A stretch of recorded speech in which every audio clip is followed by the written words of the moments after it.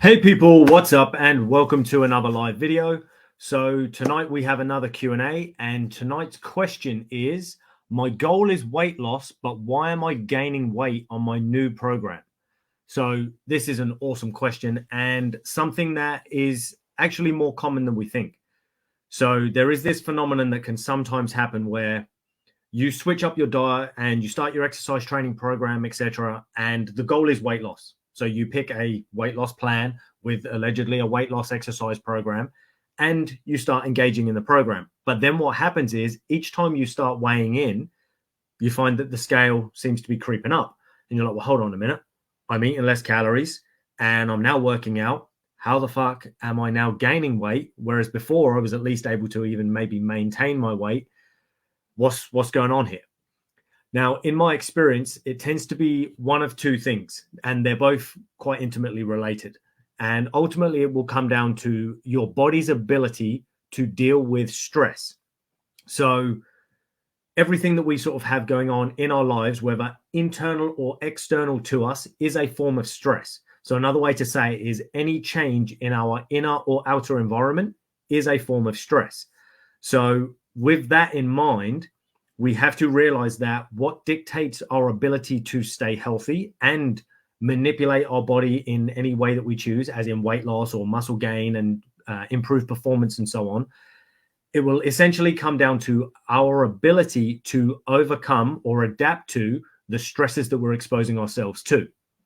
So 9 times out of 10, if you're already overweight, unhealthy, lethargic, and got all these health issues going on that you want to resolve, that would suggest that the current stress load of your lifestyle is too much. It far exceeds your body's current ability to adapt and therefore keep you healthy and to keep you lean and performing well.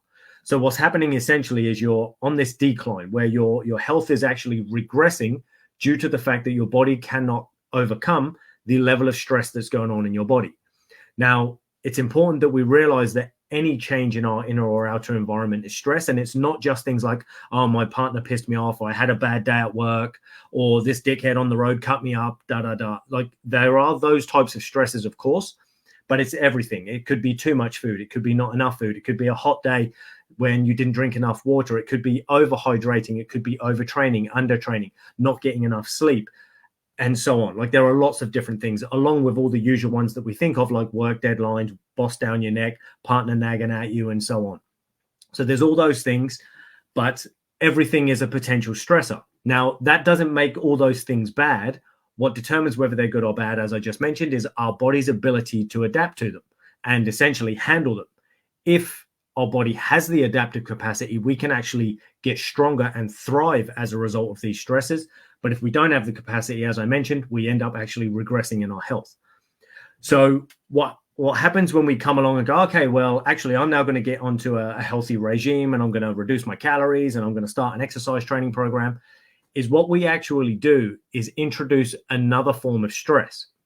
So we've already got this load of stress that exceeds our body's ability or capacity to adapt to it. Now we go and add 2 more stresses. Now, we can argue, well, a healthy diet, even if lowered in calories, is better than a junk food diet or a poor quality diet that was keeping us overweight. So how is that more of a stressor? And where the stressor actually gets involved for most of us is the emotional component. It's the fact we don't really want to switch up our diet. We don't want to get rid of all our favorite treats, sweets, snacks, and so on. But we've now kind of shoehorned this new diet into our lifestyle. And what we've done, therefore, is added to the stress. Then we've got the fact that many of us have now gone from an excess in calorie intake to now a deficit in calorie intake. Well, that change is another form of stress. So although you've only replaced one stress for another, it's now a new stress that your body has to adapt to. And short term, it's not so bad, but long term, the body doesn't like restricted calorie intake because the physiology assumes, oh, we're not getting enough calories in here. We're not getting enough energy in. Therefore, I think I might be starving. Let me reduce metabolism and things like that. So short-term therapeutic, not such a big deal. You know, if we're doing fasts and things for one day here or there, not such a problem. But when we're doing it for extended periods, weeks, months, and so on, it can potentially cause problems with metabolism, again, because it's another stressor.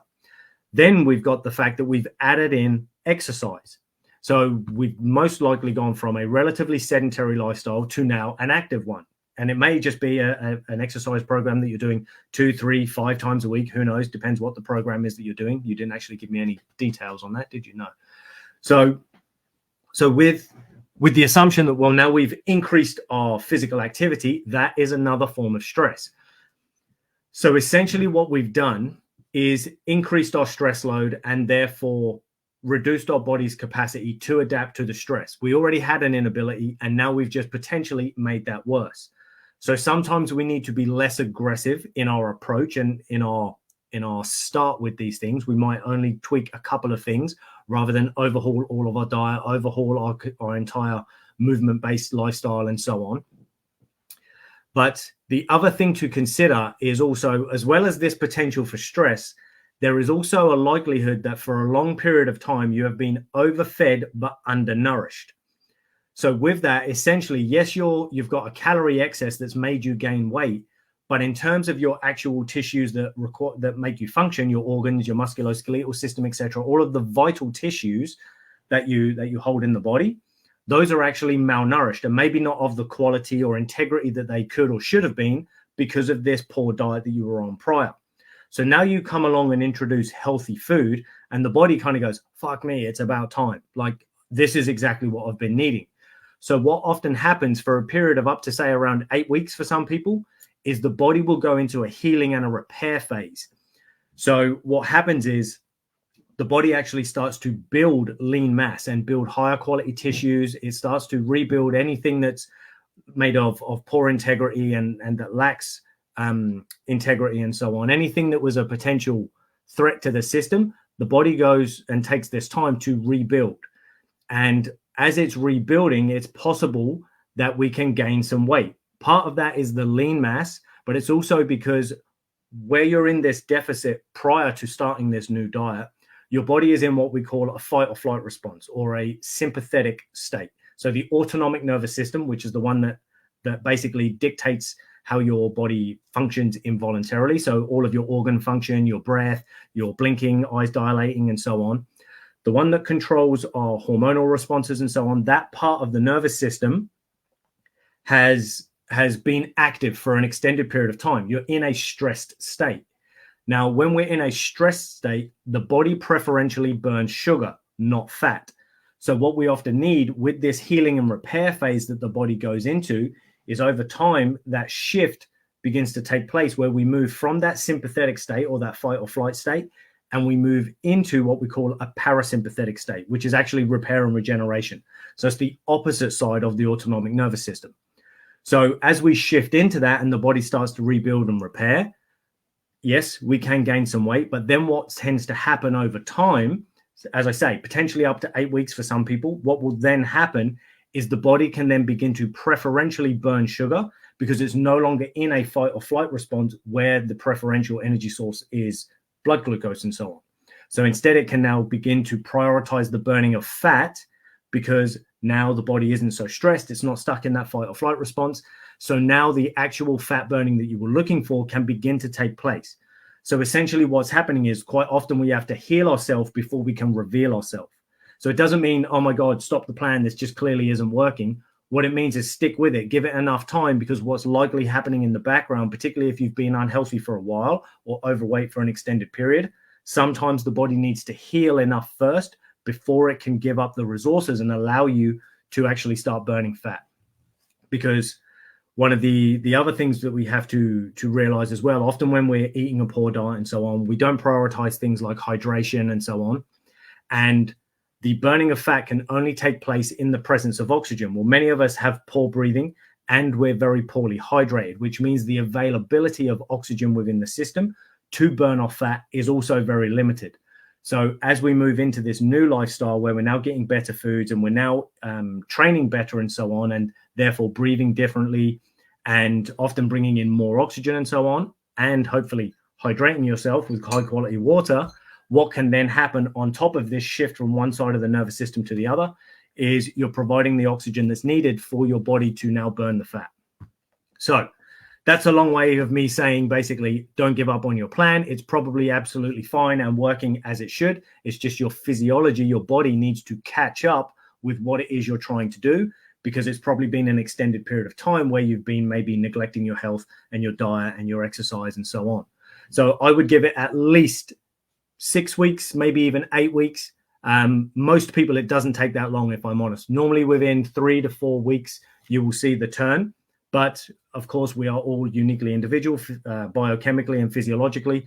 So therefore, it could take longer. So as I say, sometimes up to 8 weeks.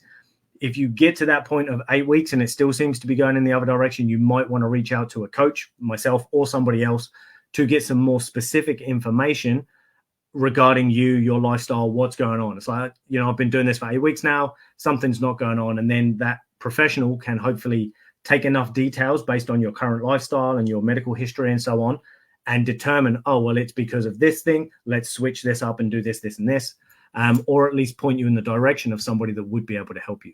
So for anyone else that's struggling with that and feeling like, oh, I've been doing this thing and for some reason I've stagnated, or I just can't seem to get off the mark, I'm doing all the right things, but not actually getting results. Perhaps it's just the case of your body being too stressed at this present moment. And now you've just added in new stresses, which just means the body cannot adapt to what you're trying to do, even though it's technically a good thing. Maybe those stresses that you're exposing the body to need to be reduced. And if not that, maybe it's just a case of your body is going through a healing and a repair phase now that you've introduced higher quality nutrition, and you just need to, you just need to give it time to fully adapt and to fully go through that process before the fat burning will begin. So any questions on this, people? As I always say, drop them in the comments below. And if not, I look forward to seeing you all in my next video. Take it easy, people.